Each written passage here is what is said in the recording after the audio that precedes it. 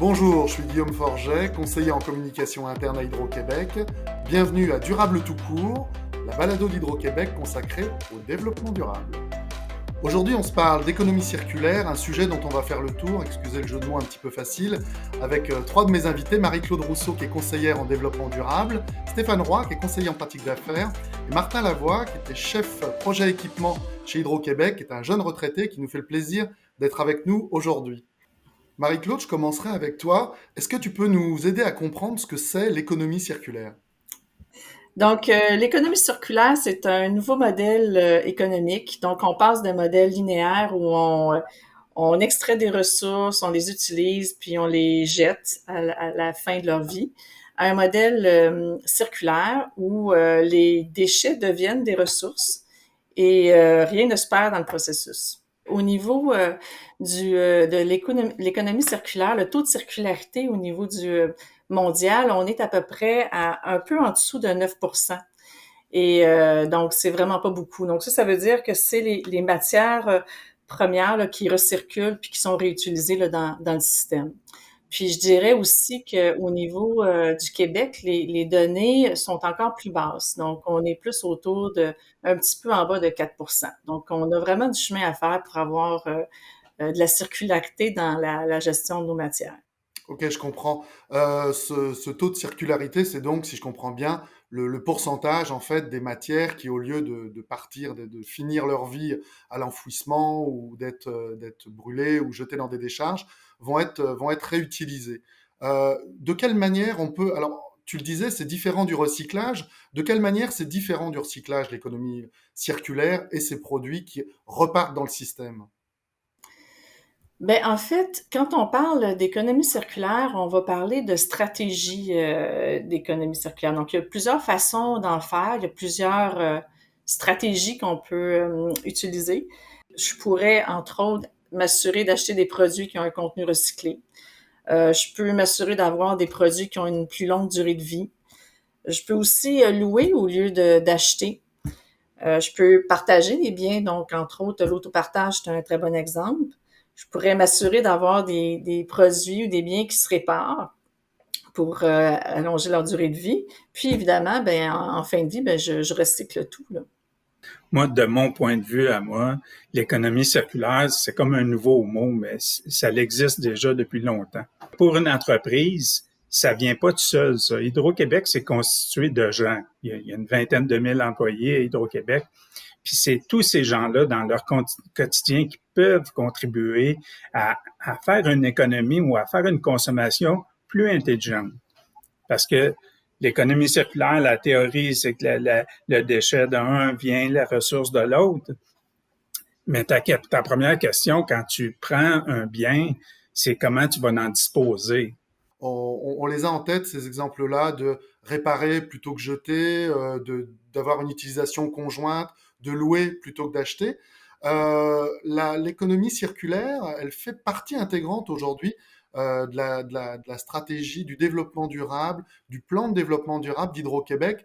Comment ça se traduit pour une compagnie comme Hydro, cette volonté de donner une plus grande part, une plus grande place à l'économie circulaire? Moi, mon titre Hydro-Québec est conseiller pratique d'affaires, mais il devrait être relibellé. Je devrais m'appeler Monsieur Économie circulaire parce que je travaille dans le cœur de l'économie circulaire. Donc, je m'occupe des encans, donc qui peut faire partie intégrante de l'économie circulaire.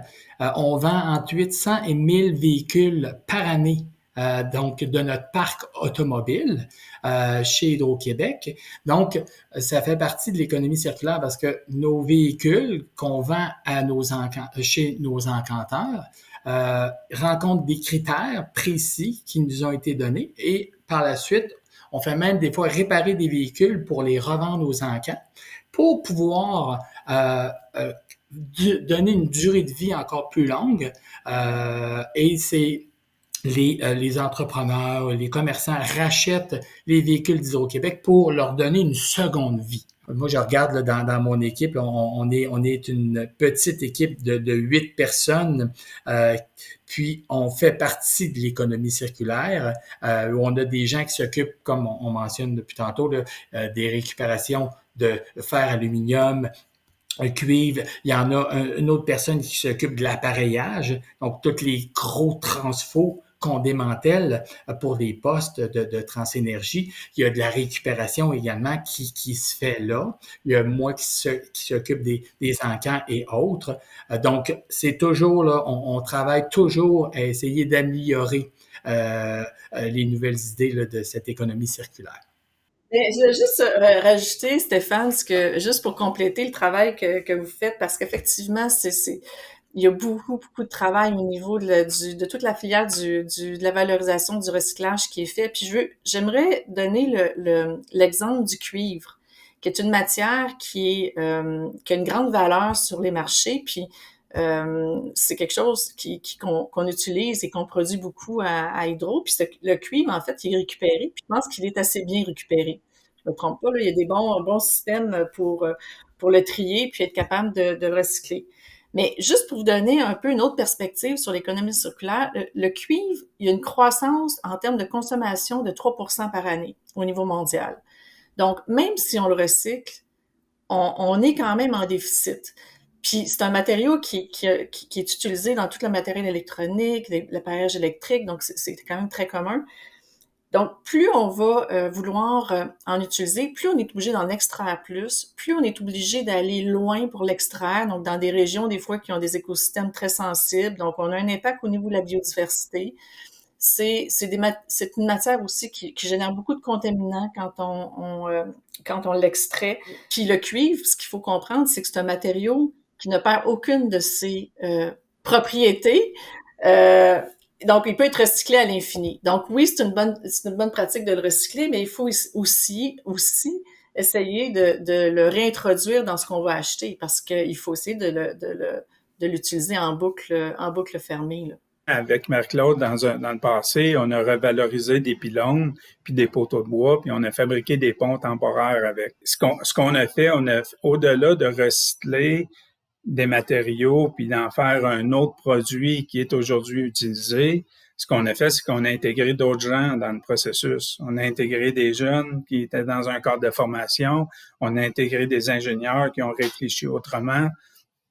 On a intégré des ressources pour le transport, etc., pour continuer la chaîne de produits.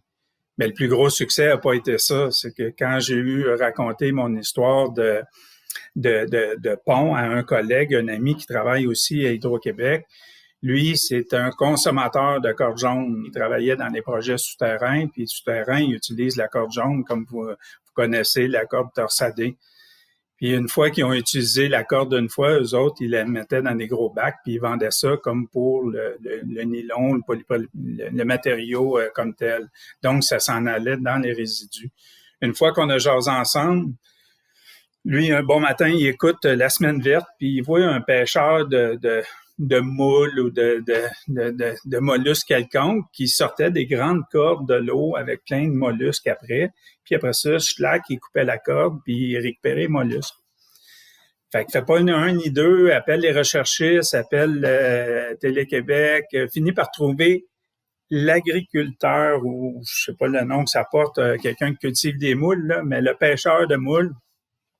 Puis il dit, t'aimerais-tu ça avoir de la corde jaune usagée? Parce qu'il dit, moi, j'en consomme. Ben, il dit, j'aimerais ça certain avoir de la corde jaune usagée. Fait que là, ils ont fait un match. Fait que quand mon ami est descendu dans l'atelier avec ses hommes à lui, dans la salle d'hommes, il a dit, hey, les gars, on a trouvé quelqu'un pour prendre notre corde jaune. Il y en a un qui a levé la main. Il dit, avant de la donner, il dit, on pourrait la réembobiner à l'endroit puis la réutiliser une autre fois, faire des épissures, prolonger les câbles, puis la réutiliser une autre fois. Puis comme défaite, ça a fait tout un grand cycle. C'est que là, maintenant, ils l'utilisent 2 à 3 fois. Une fois qu'elle est plus bonne parce qu'elle est toute effilochée, elle devient un produit essentiel pour le pêcheur de mollusques parce qu'il aime ça, la corde effilochée. Les mollusques aiment bien ça, s'accrocher après ça. Fait que ça a devenu un grand cycle circulaire pour qu'à la fin, on puisse se nourrir grâce à la corde jaune qui était jetée, qui était recyclée, fondue puis refaite. Fait que l'économie circulaire dans une entreprise, ça passe par des individus, puis ça passe par des équipes comme Stéphane qui viennent comme supporter toutes ces initiatives-là, puis aussi faire une suite à toutes ces initiatives-là. Je vais ajouter même, Martin, à ton exemple du pêcheur. C'est drôle que tu mentionnes ça. Il y a environ 2 ans, 3 ans, il y a un chef production de Beauharnois qui me contacte, puis il savait que je m'occupais des encans. Puis il y avait un bateau pour faire les inspections du barrage à Beauharnois. Et le bateau était rendu en fin de vie, mais très utilisable encore. Donc, il m'approche pour me demander si on pouvait faire une vente aux encans de ce bateau-là. On appelle ça un tugboat. Puis, parfait, j'ai fait les démarches, on a envoyé un inspecteur, j'ai mis mon encanteur là-dessus. Et ça donne que c'est un pêcheur qui a soumissionné le plus haut pour acheter le bateau. Et là, le bateau, actuellement, il est utilisé, c'est soit Nouveau-Brunswick ou Gaspé. Donc, ça va dans le même sens là, que ta corde. C'est peut-être le même pêcheur là, qui utilise les cordes, qui utilise le bateau d'Hydro-Québec. Avoir su, on y aurait fait un forfait avec une coupe de bobines de corbe avec. Corde des bateaux. Martin, Exactement. Stéphane, je crois qu'on mangera plus jamais des moules de la même façon, ou en tout cas sans y penser.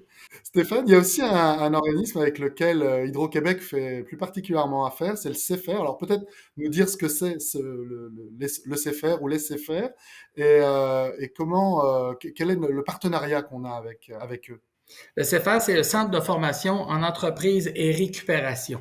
C'est un organisme avec qui on a développé un partenariat, en fait, là, parce qu'on croit en leur mission qui est de réinsérer et d'aider des jeunes à rentrer dans la vie, donc les jeunes qui ont des difficultés. Donc, ce qu'on fait avec eux, c'est que le CFR, entre autres, à Victoriaville, on leur fait récupérer toute notre quincaillerie de ligne, donc distribution, utilise à chaque jour les monteurs, les jointeurs. On utilise des bacs CFR, donc on a peut-être là, je pense c'est 450 bacs en circulation qu'on a déposés sur les quais où les monteurs et les jointeurs arrivent le soir quand ils ont fini leur travail. Et on a un certain nombre d'articles, au nombre de 50 articles de quincaillerie de ligne, que eux prennent et déposent dans les bacs CFR. Et quand les bacs sont remplis, CFR récupère tous ces bacs-là, les transporte chez lui, met les étudiants pour démêler toute la quincaillerie de ligne et on récupère soit du métal, soit de l'aluminium et il récupère également certaines choses qui sont encore en très bon état. Et CFR refait. Donc, des fois, il peut prendre là, 4, je sais pas, mettons 4 connecteurs, 4 isolateurs. Et il réussit à en faire un. Et par la suite, on a avis qualité, là, les gens de qualité qui passent vérifier son matériel, OK? Et on lui rachète tout ce qu'il réussit à remettre en fonction pour les réutiliser sur notre réseau. On a aussi les vêtements. On récupère à travers ce même réseau-là tous les vêtements qui sont utilisés par les gens d'Hydro-Québec. Les combinaisons unifuges, les manteaux, les cagoules. Et CFR récupère tous ces vêtements-là et dépersonnalise les vêtements. Et quand il peut les récupérer, puis ayant dépersonnalisé tous les vêtements, il peut, lui, par la suite, les revendre pour se financer. Le CFR, ça a été comme une aventure qui date de plusieurs années, là, puis c'était quand même une personne qui était très inspirante puis qui a été très marquante là, pour tout le secteur de la récupération au Québec. Normand Maurice qui a parti tout ça. Puis les premières expériences du CFR avec Hydro-Québec, ça a été pour démanteler les luminaires de rue. Donc, un gros projet. Il fallait changer les luminaires au mercure pour des luminaires au sodium. Puis, donc, il a levé sa main, il dit, ben moi, je peux les prendre. On va démanteler le métal, récupérer les différentes pièces, puis je vais montrer à mes jeunes comment travailler tout ça. Puis, parce que nous, à ce moment-là, dans les années 90, on se disait, bon, OK, on va envoyer ça à Ferraille, puis ça va être tout. Puis c'est avec ça qu'ils sont bâtis le centre de Victoriaville, puis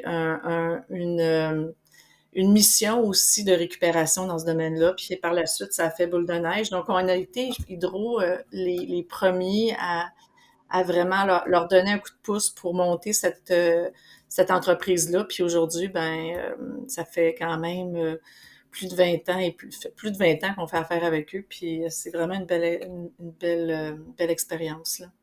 Avant tout, ces faire-là, c'est des individus qui recyclent, qui redonnent confiance en eux, ils redonnent confiance à quelqu'un qui a moindrement une habileté manuelle ou qui est capable de suivre une activité très structurée. Ils revalorisent des jeunes, c'est magique. Si tu te mets à faire des projets pour lesquels tu impliques le CFR, parce qu'ils ont plusieurs organismes à travers la province, ils peuvent tout faire pour t'aider dans un projet. C'est contagieux. C'est le mot à la mode, là. C'est contagieux. Puis malheureusement, il n'y a pas de vaccin pour ça. C'est que tu te fais prendre, puis tu vois ça après, dans le fond, comment que tu peux disposer du bien que tu viens d'acheter ou que tu viens d'utiliser dans l'entreprise. Merci en tout cas pour tous ces beaux exemples. On comprend vraiment que l'économie circulaire, ça a un impact évidemment environnemental, puis ça a un impact économique même sur l'économie locale, parce que c'est des choses qui sont pas délocalisables. Tous les exemples que vous nous donnez, c'est vraiment, ça se fait au Québec. Et puis ça a aussi un impact sur la vie des gens, on l'a bien compris, à travers toutes ces entreprises qui font de l'insertion, de la réinsertion, qui donnent la chance aux jeunes parfois de participer à l'économie grâce à ce secteur-là. Si vous aviez en guise de conclusion, peut-être vous voudriez que les gens qui nous écoutent retiennent juste une chose de l'économie circulaire, qu'est-ce que ce serait? En fait, moi, je trouve vraiment que c'est une question qui est reliée au sens. Tu sais, on a parlé du sens au niveau des personnes ou des emplois que ça crée, la valorisation au niveau des CFR, mais c'est aussi de prendre un objet puis de comprendre que les matériaux qu'on a dans cet objet-là, des fois, ça a pris des millions d'années à se former.